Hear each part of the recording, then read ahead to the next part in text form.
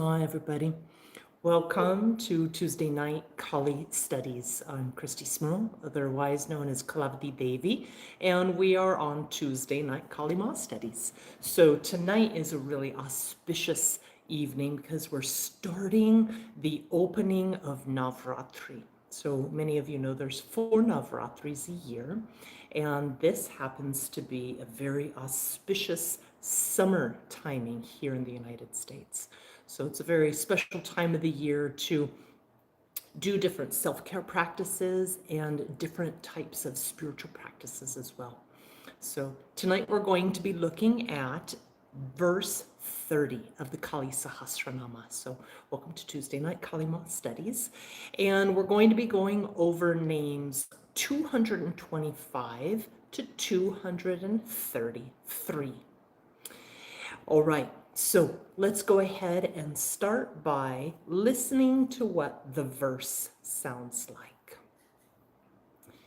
Srotasvatī Saraswati Matangi Vijaya Jaya nadī sindhuḥ sarvamayī tārā śūnyanivāsinī.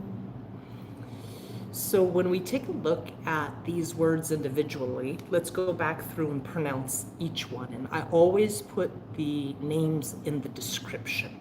So the first name we're going to look at tonight is Srotasvatī. Srotasvatī. The second name is Saraswati. The third form of Kali Maa we will look at tonight and study is Matangi. Matangi. And we also have Vijaya and Jaya. We're also going to look at the name and form of the Holy Mother, Nadī sindhuḥ, as well as sarvamayī, tārā, and śūnyanivāsinī. So we're covering 2 of the Mahavidyas tonight as well. All right, so let's go ahead and take a look at name 225, Srotasvatī.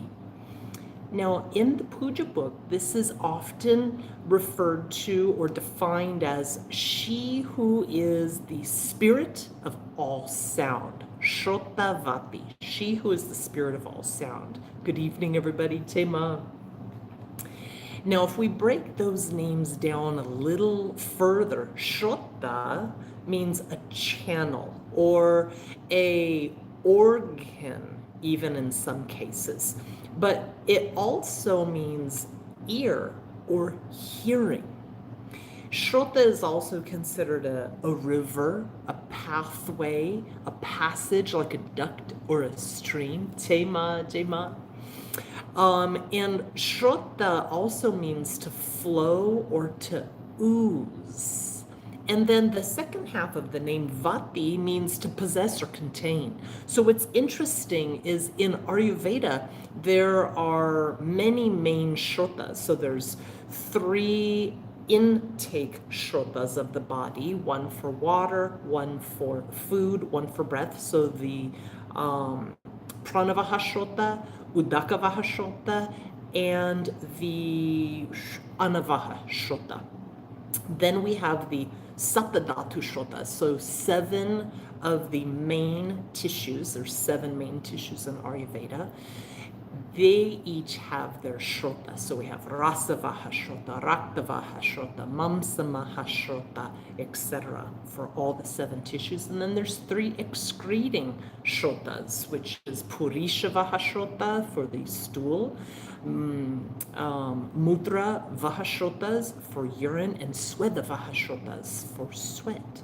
So when we look at this name, Srotasvatī, we know that the Holy Mother is the material container, but the force, the flowing, the source of all of these different channels and pathways. Not just hearing, but when we look at Shrota, it can also mean exclusively hearing. So the flow of hearing and the flow and container of all sounds, pathways, as well as streams. All right, let's take a look at name 226. Saraswati. This is a very special form of the mother to a lot of people. Saraswati is considered the ocean of knowledge. Saraswati is the goddess of wisdom, of knowing, of music and art, as well as poetry and inspiration. So I got one of the images from the other room of Saraswati. You can see here her beautiful imagery. She's holding the veena, the musical instrument. She's holding japa beads for meditation, and she's also sitting with a swan. So when we study Saraswati, name 226 of Kali Maa, we also know that she's considered like the patron goddess of education.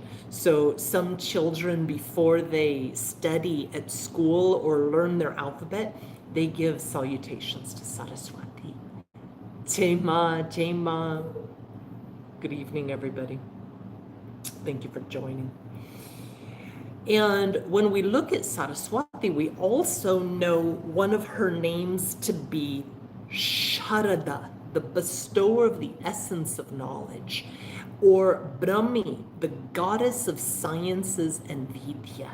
So Saraswati, when we look at just that name and break it down, Sara also means fluid or flowing. And when we take a look at Saraswati, this is also the name of one of the holy rivers in India. And Saraswati has for a long time been revered as a goddess of the rivers. She's also associated with the Milky Way. All right, now a lot of people, when they come to know Saraswati, they know her as one of the tri-Devis, so the triple aspect of the Holy Mother. And we know that to be Saraswati, Parvati, and Lakshmi. Now during Navratri, this is a very important time where we take up those devotional activities. When we see an image of Saraswati, she's usually dressed in all white. She's often seen sitting in a white lotus flower on a white swan, holding a clear or white safika mala japa for meditating on. And she's also often seen holding books. So very, very wonderful form of the Holy Mother, Kali Maa. So let's take a look at name 227, Matangi. Now, Matangi is interesting because she is considered the tantric Saraswati. So they're back to back in the Kali devotional puja listings. So Matangi is considered the 9th of the Dasha Mahavidyas. So there's 10 Mahavidyas. Dasha means 10. And Matangi is very important in that grouping of the Holy Mother. So Matangi also is associated with some tabooness, some darkness, and she's also known as Shamala, the dark one. Now, when we take a look at her, she's got beautiful emerald green skin, and she's often seen with one or multiple green parrots. And when you look at the old historical pictures of her, she is holding a hooked khadga, so a hooked sword, which is to cut away ignorance and bring spiritual liberation. So one of the pictures of Matangi that I pulled out to share, here we go. You can see, I've shared this one before. She's got her green parrot and her veena, as well as the khadga. And both Saraswati and Matangi share the same bija mantra. The bija mantra is the seed sound. So both Saraswati and Matangi, the seed sound is aim, aim. All right.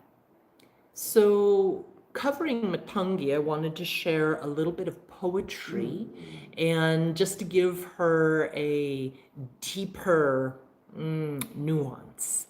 So, dear Matangi Maa, mother of knowledge, word manifest, Sangita Matrika, wisdom at crest.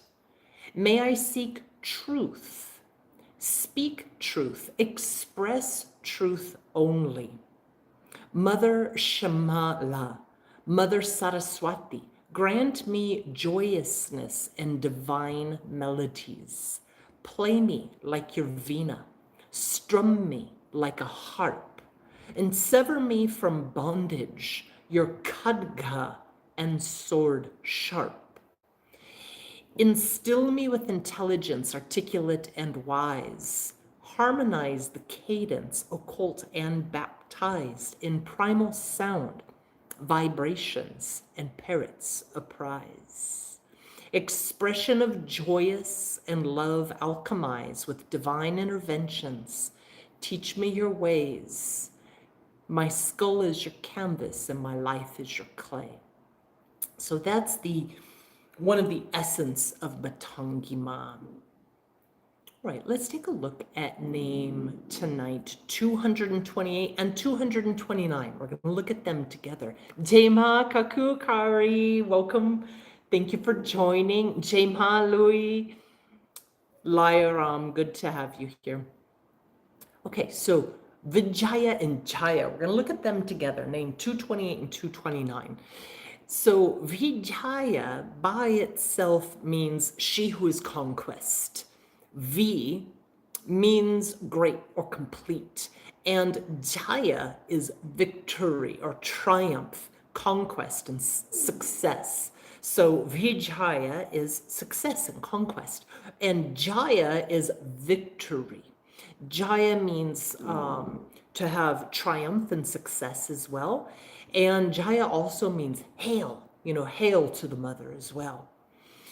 Now, when we look at the grouping of the two names, Jaya and Vijaya, many of you have heard these names either in the Srimad Bhagavatam or other stories. So Jaya and Vijaya are the sons and gatekeepers. So they're the sons of Kardama and Devahuti, and they guard the doors at Vaikuntha. They're Vishnu devotees, and there's a long, long story about them and what happened with the Rishi Kumars. And Jaya Vijaya are also the female confidants to Parvati. So we have a male group and a female grouping, and lots of different stories about them. Vijaya and Jaya also refer to Yakshinis, the divine forms of the feminine that bestow success, bliss, protection, as well as fertility. All right, name 230, Nadī Sindhuḥ. Nadī Sindhuḥ. Now, if we go back and we take a look, so far tonight we have had 3 names that specifically have to do with like a channel, a flowing, a stream or movement. So Nadī is also a current or a container, not a physical container, but a subtle container for prana. And Nadī Sindhuḥ is the form of the Holy Mother, they say, who is rivers and oceans. And Nadī is a channel, like the Ida Nadī, Sushumna Nadī, Pingala Nadī. And Nadī also means river. So Sindhuḥ, the Nadī Sindhuḥ is actually a river in India, which is closely associated with and revered along with the Saraswati River. So we have multiple forms of the mother in this verse that are actual flowing forms of water on the planet. When we look at the Sindhuḥ Nadī, we also know that this is a form of the mother that creates harmony in the flow of vitality and vital force. So if we understand the subtle body and nadis, this makes a lot of sense to us. All right, name 231, sarvamayī. Sarvamayī. This means she who is the expression of all. And sarvamayī is Kali Maa, who is omnipresent, all-containing, and comprehending all. Sarva means all, and Mayi means within, or unto, or my. So Kali Maa, who is again, a container for all. All right, another name, 232, Tārā. This is a big topic, but we will be concise this evening. So Tārā is also one of the Mahavidyas. We talked about Matangi and her beautiful green skin. Now we have Tārā, and the form we're going to talk about tonight is the Mahavidya. And Tārā is seen with this beautiful blue skin. And Tārā, the name, means star or planetary illumination, but it also means light. So Tārā is the form of the mother that ferries people through water. Again, another water association, and also helps them cross the turbulent waters, which are usually associated with the mind and emotions of spiritual development. You can see, I think I've shown this before, the little person in the water edge, and then this one who's crossing the water, and they're both focusing on the bija mantra of Tārā, which is Om. Okay, anyways, back to where we were. Tārā is a term for a vibration also, the adi spanda, or the primordial movement and stirring of motion. And when we look at Tārā in particular, we know that she is associated with divine knowledge. She's associated with divine action. And here's a small poem to Tārā. Tārā Mata, mother of Om, spanda from silence, ferry me home. Throbbing vibrations and power divine, tremor in sensations that move up the spine.